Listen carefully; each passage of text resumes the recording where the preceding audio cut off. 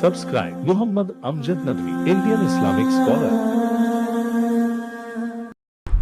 أعوذ بالله من الشيطان الرجيم بسم الله الرحمن الرحيم وكذلك ما أرسلنا من قبلك في قرية من نذير إلا قال مترفوها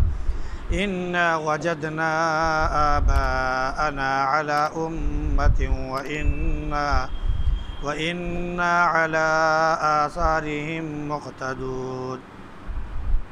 قال أولو جئتكم بأهدى مما وجدتم عليه آباءكم قالوا إنا بما أرسلتم به كافرون فانتقمنا منهم فانظر كيف كان عاقبة المكذبين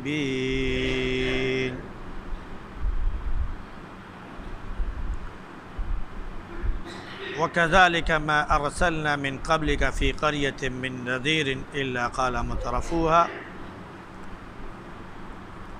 ایسے ہی ہم نے جب تم سے پہلے کسی بستی میں کوئی ڈرانے والا بھیجا تو وہاں کے خوشحال لوگوں نے کہا کہ ہم نے اپنے آباء و اجداد کو ایک طریقے پر پایا اور ہم ان کے قدموں پر چلتے ہیں۔ نبی نے کہا کیا اس وقت بھی جب کہ میں تمہارے پاس اس سے بہتر طریقہ لے آؤں جس پر تم نے اپنے آباء و اجداد کو پایا ہے؟ تو ان لوگوں نے کہا کہ ہم انکار کرتے ہیں اس کا جسے دے کر تم کو بھیجا گیا ہے۔ چنانچہ ہم نے ان سے بدلہ لے لیا، تو اب دیکھیے کیا انجام ہوا جھٹلانے والوں کا۔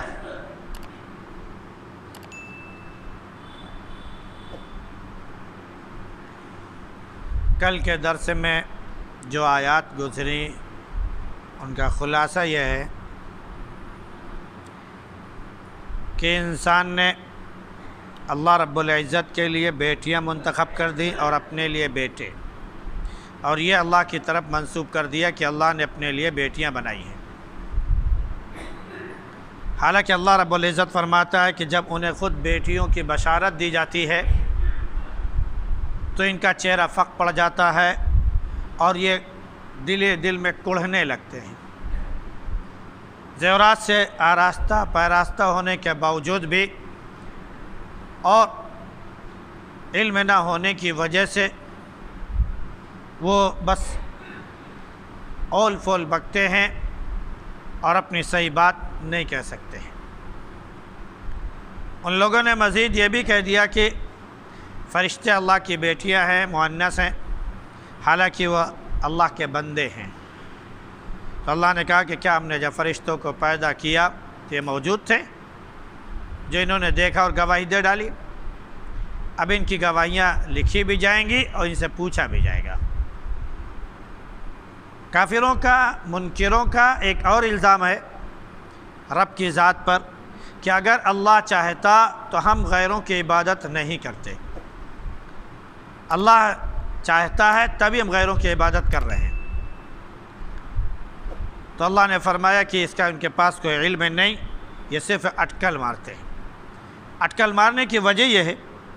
کہ اللہ رب العزت نے انسان کو پیدا کیا تو اس کو ہدایت کا راستہ بھی دکھایا، انبیاء علیہ السلام کو بھی بھیجے اور ساتھ میں اللہ رب العزت نے کتابیں بھی عطا فرمائیں۔ دونوں ذریعے سے اللہ نے راستے جو صحیح تھے وہ دکھائے تاکہ انسان یہ نہ کہہ سکے کہ ہم غیر اللہ کی عبادت جو کرتے ہیں وہ رب کی چاہت پر ہے۔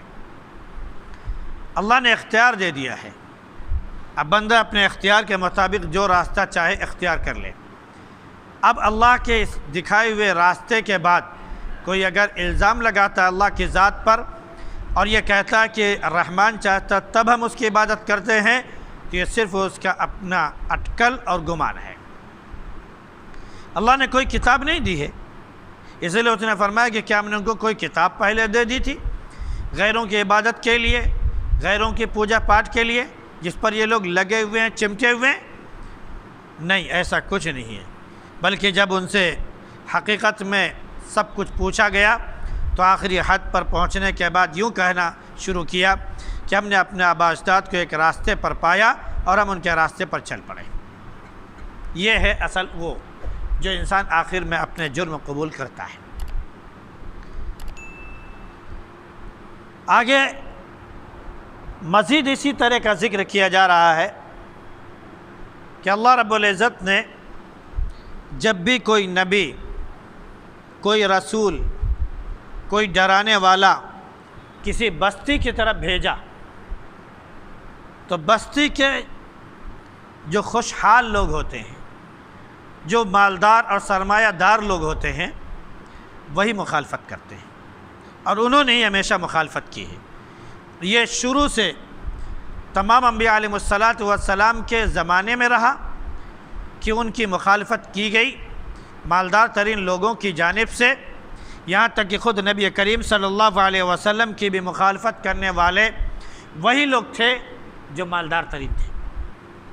مکے میں جو بڑے سرمایہ دار 5 تھے، ان سب نے مخالفت کی۔ طائف میں جو سربراہ تھے، قوم کے سردار تھے، سرمایہ دار تھے، انہوں نے مخالفت کی۔ تو معلوم یہ ہوا کہ ہمیشہ خوشحال لوگ ہی مخالفت کرتے ہیں اور پھر چھوٹے لوگوں کو بہکاتے ہیں اور نبی کے خلاف ان کو اکساتے ہیں اور ستانے پر، گالیاں دینے پر مجبور کرتے ہیں۔ تو اللہ نے فرمایا کہ جب بھی ہم نے کسی بستی میں کوئی ڈرانے والا بھیجا تو وہاں کے خوشحال لوگوں نے کہا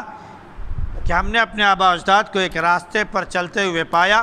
اور ہم بھی انہی کے نقش قدم پر چل پڑے ہیں، لہٰذا اب ہم آپ کی بات نہیں مانتے ہیں۔ نبی نے پوری بات بتائی، پوری دلیلیں پیش کی کہ اگر یہ بتاؤ میں اس سے اچھا راستہ دکھا دوں جو راستہ تم اختیار کر رہے ہو، تو کیا اس وقت بھی اپنے آبا اجداد کے طریقے پر چلو گے؟ تو انہوں نے کہا بالکل ہم اپنے آبا اجداد کے طریقے پر ہی چلیں گے، ہم تمہارے اس چیز کا انکار کرتے ہیں جو تم راستہ لے کر آئے ہو، چاہے وہ سیدھا راستہ ہو، چاہے بہت اچھا راستہ ہو، بس ہم نے اپنے آبا اجداد کی ڈگر پکڑ لی ہے، بس اسی ڈگر پر چلیں گے، چاہے وہ برا راستہ ہو، چاہے وہ خراب راستہ ہو، بس ہم نے اپنے آبا اجداد کو جس پر عمل کرتے ہوئے دیکھا ہے وہی راستہ ہم نے چن لیا ہے، منتخب کر لیا ہے، اور ہم آپ کا انکار کرتے ہیں۔ یہ اللہ رب العزت نے گویا کہ ایک اعتبار سے دلیل دی ہے کہ ہمیشہ دین کی راہ میں روڑا بننے والے، دیوار بن کر حائل ہونے والے جو لوگ ہوتے ہیں وہ مالدار ترین، سربراہ، سردار اور جو ذمہ دار یا کسی عہدے پر جو فائز ہوتے ہیں وہی حق بات کا انکار کرتے ہیں۔ یہ اس وقت بھی تھا، آج بھی ہے۔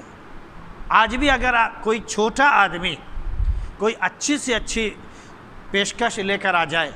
کوئی پرپوزل پیش کر دے ان کے سامنے کہ یہ میں نے پیش کیا ہے، تو مالدار آدمی سب سے پہلے اس کے اس رویے کے، اس کے اس طریقے کو جھٹک دیتا ہے۔ ارے اس کے اندر کہاں یہ سوچ پیدا ہو گئی؟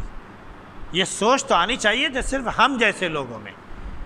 یہ ان لوگوں میں کیسے سوچ آ گئی؟ نتیجے کے طور پر اس کے کام کو جھٹک دیتے ہیں اور اس کی بات کو سمجھتے ہیں،